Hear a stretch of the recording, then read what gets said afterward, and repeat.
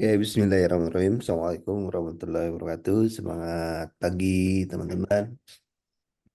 Pada kesempatan subuh ini, saya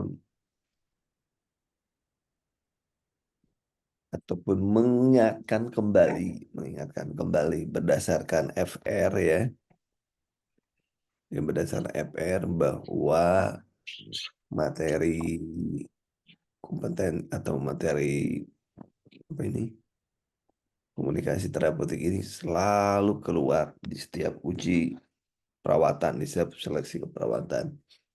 Sehingga teman-teman harus memahami dengan sebaik-baiknya. Nah, pertanyaan saya, apakah teman-teman paham nggak tentang atau berapa soal atau dapat soal tentang counter, eh, counter ya, counter ada yang counter, ada yang counter. Berapa ini teman-teman? Berapa soal dapatnya di ujian? Sampai nunggu orang lain aja, sampai nunggu. Jadi kita nunggu dan baru berapa orang ini? Boleh di-share-share komentar berapa soal yang keluar Anda dapatkan tahun sebelumnya. Ya, boleh, boleh di-share.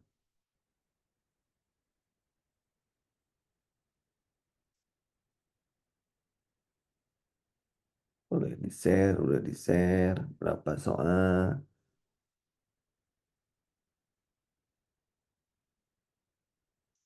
Yuk, yuk, yuk, yuk, yuk, yuk, yuk, yuk.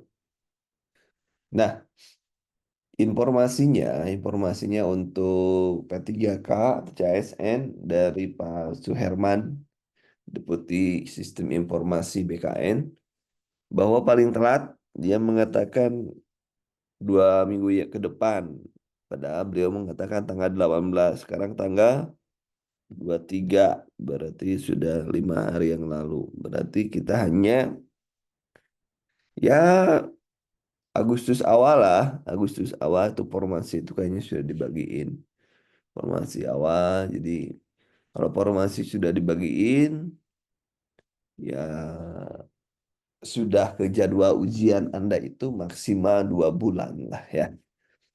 Jadi ke jadwal ujian Anda itu maksimal 2 bulan.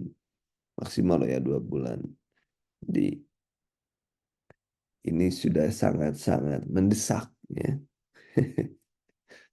Sebenarnya sudah sangat mendesak waktunya kalau 2 bulan itu maksimal loh ya. Maksimal 2 bulan. Jadi Agustus, September, September ya. September lah. September awal, pertengahan Anda sudah mulai ujian. Nah, September itu tentunya Anda harus sudah siap-siap, kecuali kalau yakin akan benar semua ya baru nyantai ya, nggak usah siap-siap. Tapi kalau Anda belum ini atau belum siap-siap, nah ini Anda sudah mulai terlambat kalau 2 bulan sebelumnya Anda tidak melakukan persiapan. Ternyata jelas sekali sekarang itu eh, yang paling banyak itu 1.100.000 yaitu adalah P3K dan sisanya CPNS. CPNS hanya 200 ribuan aja, 200 ribuan. Sementara yang P3K, P3K ya 1,2 juta. Nah, kita tinggal lihat nanti. Tapi juga beberapa daerah tidak ada formasi P3K.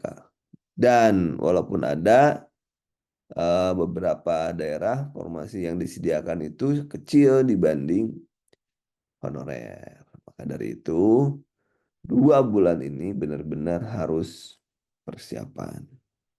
Ya, kemudian pengertian lah kalau kamu secara butik saya tidak akan banyak ya. Cuman ini karena ini mungkin yang ketiga saya membahas komunikasi terapeutik di Zoom malam, di Zoom subuh. Nah, besok kita masuk ke PHBS. Besok PHBS kita jawab, kita buat Jam subuhnya tentang PHBS. Kenapa PHBS? Karena selalu setiap tahun itu selalu ada PHBS. Ya, jadi besok lagi apalagi nanti akan beda-beda mengacu kepada FR yang sudah keluar dan kisi-kisi. Gitu ya. Jadi sekarang pun saya hanya mengingatkan saja bahwa tujuannya itu ada berapa? Ada 5 ya tujuannya. Ya, tujuannya Anda melihat dari tujuannya itu, Anda tentunya Anda harus sudah bisa menganalisis. Berarti harus bagaimana itu. Dan dengan banyaknya daftar tilik ya, Anda kan daftar tilik sudah diberikan ya, daftar tilik sudah diberikan, maka dengan diberikannya daftar tilik ya, maka dengan sendirinya Anda harus sudah belajar ya, Anda harus sudah belajar dengan adanya daftar tilik, Anda harus sudah belajar. Nah, pertanyaannya ada nggak sih yang sudah ngeprint daftar tilik? Ayo, pertanyaannya sebelum dilanjut nih, ada yang sudah ngeprint daftar tilik? Coba, boleh. Aduh, jam segini kok saya lagi sibuk-sibuknya, katanya. Jam segini lagi ngantuk-ngantuknya. Ya, saya juga ngantuk sebenarnya, tapi kita nggak boleh tidur setelah subuh. Ini dalam rangka sih sebenarnya dalam rangka supaya saya tidak tidur. Bikin Zoom ini dalam rangka supaya saya tidak tidur. Kalau saya tidur, aduh, bahaya nih. Sumber penyakitnya. Kemudian karakteristiknya, ini ada berfokus pada pasien, tujuan yang jelas ya, tujuannya jelas. Kemudian ada empati, kemudian ada non judgmental ya, asertif dan responsif. Ini karakteristik dari komunikasi terapeutik. Jadi kalau di luar karakteristik itu ciri ya. Kalau di luar itu berarti bukan komunikasi terapeutik. Jadi teman-teman harus sudah bisa membedakan mana sifatnya komunikasi pribadi dan komunikasi terapeutik. Ya, coba. Manfaatnya meningkatkan hubungan perawat pasien, pasien merasa nyaman, pemahaman tentang kondisinya, membantu pasien mengembangkan keterampilan coping, meningkatkan kepatuhan pasien terhadap pengobatan. Nah, ini yang harus teman-teman pahami. Saya akan lama, tolong.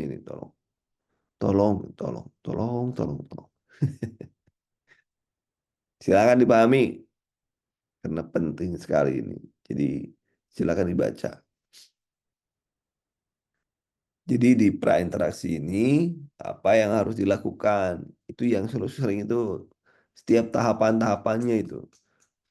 Prainteraksi, perasaan takut, rasa fantasi dalam diri. Kemudian prainteraksi juga masih analisis kekuatan dan keterbatasan profesional diri. Kaji mengenai pasien jika memungkinkan. Rencanakan jadwal untuk pertemuan pertama dengan pasien. Ya. Pada intinya, sebelum berkomunikasi dengan klien, mengevaluasi diri, membaca, diskusi dengan teman atau tutor, kemudian membuat rencana interaksi dengan klien. Kemudian, perkenalan orientasi. Tetapkan alasan untuk mencari bantuan, bina hubungan saling percaya, dan komunikasi terbuka, terapi mengkaji pasien, mengeksplorasi perasaan dan tindakan pasien, identifikasi masalah pasien, berdasarkan prioritas dan diagnosis, kemudian terapkan tujuan bersama dengan pasien, rumuskan bersama kontrak yang bersifat saling menguntungkan, mencakup nama, peran, tanggung jawab, harapan, tujuan, tempat pertemuan, waktu pertemuan, kondisi untuk terminasi, dan kerahasiaan. Itu di perkenalan atau orientasi atau pengkajian. Ya, paham ya? Nah, kemudian di kerja. ya, atau perawat atau terapi merencanakan intervensi dari hasil yang didapat, ya, yang dicapai. Eksplorasi stresor yang relevan, cara cara memfasilitasi pasien dalam mengekspresikan masalah, pemikir dan perasaan. Terapis menggunakan pendekatan pemecahan masalah dalam bekerja dengan meningkatkan pengembangan penghayatan dan penggunaan mana sih? Mekanisme coping yang konstruktif. Kemudian terapis mendorong mengajarkan coping pada pasien. Terapis menganjurkan pasien untuk mempraktekkan perilaku yang adaptif, mengevaluasi efektivitas dari upaya tersebut. Jadi nanti setelah ini, Zoom ini hanya pemicu saja, ya, Zoom ini hanya pemicu saja. Nanti justru teman-teman setelah ini harus baca. Berapa kali bacanya? Tiga kali. 3 kali, teman-teman. Minimal baca itu harus 3 kali. Baca aja supaya teman-teman eh, paham, ya, paham. Jangan sampai tiap tahapan-tahapannya tuh lupa lagi. Ya. Nah, terminasi. Bina realita tentang perpisahan, cara mengekspresi perasaan, observasi, kemajuan, tujuan terapi, pencapaian tujuan, mengevaluasi hasil, mengkaji ulang masalah, tujuan, dan intervensi, mengobservasi klien terhadap adanya perilaku agresif. Saya tidak akan lama-lama, nah ini ada yang refreshing aja. Diingatkan, terapis mengevaluasi keseluruhan hubungan terapi dengan pasien, mengevaluasi cara timbal balik, perasaan penolakan, kehilangan, kemarahan, dan perilaku lain. Jadi setelah ini saya tidak akan, tadi sudah saya bilang, saya tidak akan lama. Jadi setelah ini Anda yang penting Anda baca, baca. Setelah saya dengarkan, baca. Ini teknik komunikasinya. Ada mendengar aktif, kapan kita mendengar aktif. Kemudian pasif, menerima penerimaan, klarifikasi, menanyakan kembali yang tidak dimengerti pada situasi. Kemudian ada focusing, memfokuskan pasiennya kemana-mana. Nah, tugas kita adalah memfokuskan. Kemudian observasi, ya, atau mengamati dilakukan sedemikian rupa, jadi malu atau marah, menawarkan informasi, menyediakan tambahan informasi dengan tujuan untuk mendapatkan respon lebih lanjut. Kemudian diam, mengkoordinasi pemikiran, proses informasi menunjukkan bahwa perawat bersedia menunggu atau respon pasien. Kemampuan dengan cara eh, meyakinkan dan nyaman mengekspresikan pikiran dan perasaan, ya, ini. Kemudian asertif, kemudian menyimpulkan, jadi Anda menyimpulkan juga. Giving recognition, memberikan pengakuan atau penghargaan, ya.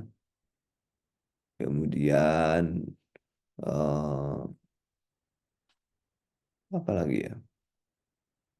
Offering staff, menawarkan diri, generalin, memberikan petunjuk umum, kemudian membuka pertanyaan terbuka, placing time, in the time, urutan waktu. Kemudian inquiry, descriptive perception, ya, meminta klien untuk mengungkapkan perasaan secara verbal, apa yang ceritakan dan lain sebagainya. Restarting, yang selalu muncul restarting, ya, mengulang kembali, ya, mengulang pemikiran ini utama, ya, restarting, ya, restarting. Reflexing dan merefleksikan, menurut Anda harus Anda pulang akhir ini, nah itu juga sudah, ya. Centrality, ah, saya tidak mendengar seorang bicara, nah, ya. Kemudian poaching dab, menjadi persepsi, nah, kan bidan nih. Eksplorasi perasaan. Kemudian, nah ini Komunikasi terapeutik dalam perawatan, pengkajian, menentukan kemampuan dalam proses informasi, cara membantu pasien, implementasi, dan lain sebagainya. Nah, tidak banyak teori yang bisa saya sampaikan.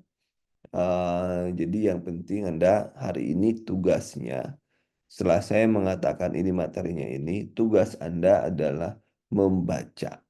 Membaca, tugas Anda adalah membaca. Membacanya berapa kali tadi saya jelaskan sampai dengan Anda paham ini. Sampai dengan Anda paham, nalar gitu ya. Ini. Ini yang empat terutama nih yang harus Anda kuasai ya. Silakan kalau ada informasi terkait dengan tahun kemarin berapa Anda dapat berapa gitu ya. Komunis putih ada ya tahun kemarin banyak. Jadi kuncinya tahun kemarin adalah banyak kuncinya. Jadi Anda harus benar-benar siap-siap bahwa dengan banyaknya itu Anda harus sudah bisa memahami ya, memahami. Itu teman-teman. Jadi fokusnya adalah sekarang mempersiapkan diri karena tidak Pak Suherman sudah mengatakan bahwa tidak akan lebih dari 2 minggu sudah formasi itu sudah keluar ya. Penetapan formasi sudah keluar. Jadi sekarang kita sudah pada tahap masa-masa krusial, masa-masa yang harus benar-benar kita mempersiapkan diri karena tidak akan lama lagi. Dan itu harus sudah selesai bulan Desember 24 itu harus sudah selesai semuanya. Kegiatan ujian dan lain sebagainya. Itu harus sudah selesai. Jadi sekarang bulan 7, di bulan 7 ya biasanya 5 bulan ya kegiatan itu. Tapi ya Anda harus siap-siap sebentar lagi mau ujian. Jadi harus sudah benar-benar mempersiapkan diri sebaik-baiknya. Ini masih baru banyak yang datang. Saya tunggu deh. Saya tunggu. Nah, ini satu, ini satu, satu nih. Satu yang saya munculkan untuk Anda. Kemudian stop dulu. Banyak materinya sebenarnya. Nah, buka dulu nih, Mas Putih.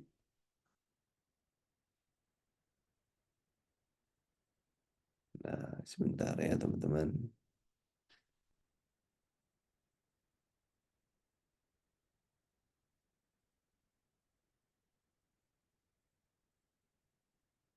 Nah, kalau yang ini, ya kalau yang ini kan nggak terlalu ini ya. Yang penting itu Anda yang tadi, itu yang tadi itu. Yang penting banget. Nah, kalau yang ini itu standar ya, standar pengertian, komisi terapeutik, pengertiannya apa, standar banget. Jadi nambah aja, nambah aja. Nah, tujuan komunikasi. Nah, ini tadi sudah dijelaskan juga. Ini unsur komunikasi, interpersonal communication. Ada yang namanya message, media, feedback, sender, receiver, itu ya. Kemudian komunikasi, sender itu yang mengirimkan berita ya, mengirimkan komunikasi awal, sender, si sender ya. Kemudian informasi, informasi isinya ada receiver, komunikan atau orang yang menerimanya, umpan balik, ada feedbacknya. Nah, kemudian ada atmosfer atau konteksnya selama dia berkomunikasi. Bentuk komunikasi ada komunikasi verbal dan komunikasi verbal. Nah, dasar-dasarnya ini tujuannya juga tadi sudah dijelasin. Komunikasi terapeutik membantu mengatasi masalah, mengurangi beban, membantu mengambil tindakan yang efektif, memberi pengalaman emosional, mencapai tingkat kesembuhan yang diharapkan. Penggunaan komunikasi terapeutik karena bina hubungan yang baik antara keluarga pasien dan tenaga kesehatan, mengetahui perubahan perilaku, mengetahui keberhasilan tindak kesehatan, sebagai tolok ukur kepuasan pasien, sebagai tolok ukur komplain tindakan dan rehabilitasi. Perbedaannya ini terapeutik dan komunikasi sosial.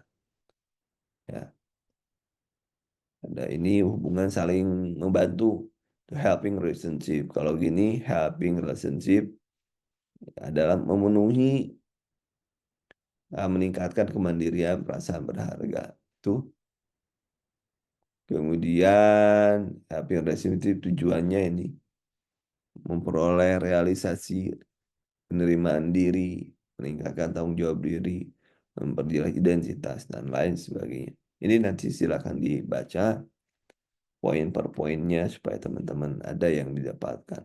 Ini perbedaan hubungan terapeutik dan sosial. Perbedaannya tidak akan terlalu panjang lebar karena Anda sudah, saya tinggal memoles saja, saya tinggal memoles.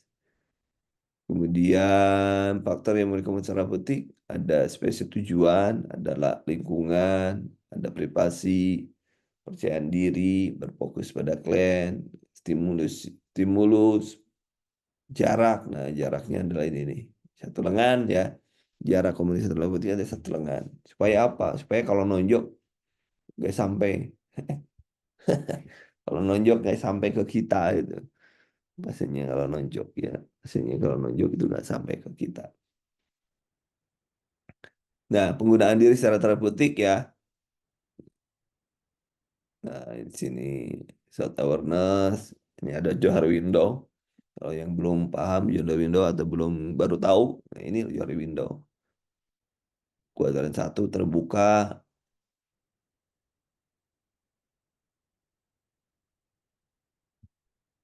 kemudian kuadran 2 daerah buta, daerah tertutup rahasia, kuadran 3, kuadran 4 daerah gelap.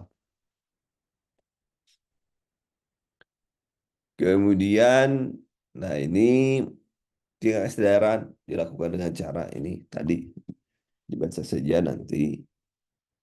Nah ini ada eksplorasi perasaan, ada klasifikasi nilai, perawat sebagai mode peran. Nah, ini ada altruism juga dalam komunikasi itu ya. Nah, ada etik. Tidak banyak yang bisa saya sampaikan karena sudah pernah dibahas, jadi tidak akan sama. Jadi ini silakan dibaca sebentar dibaca. Masih perlu di-share yang ini, teman-teman? Perlu di-share kah yang ini? Kalau perlu nanti saya share. Saya share ulang. Tolong dipahami terutama yang yang pertama ya tadi. Tolong dipahami yang saya harus mewanti-wanti kepada Anda ya. Tolong dipahami saja. Jadi nggak lama untuk komunikasi terapeutik saya share. Oke, saya share ya. Saya share. No. Jadi untuk di komunikasi terapeutik tidak lama saya jadi ada waktu setengah jam. Tugas Anda adalah saya share, Anda baca. Oke. Nah itu teman-teman tidak lama untuk kesempatan kali ini. Cukup sekian. Terima kasih. Assalamualaikum warahmatullahi wabarakatuh.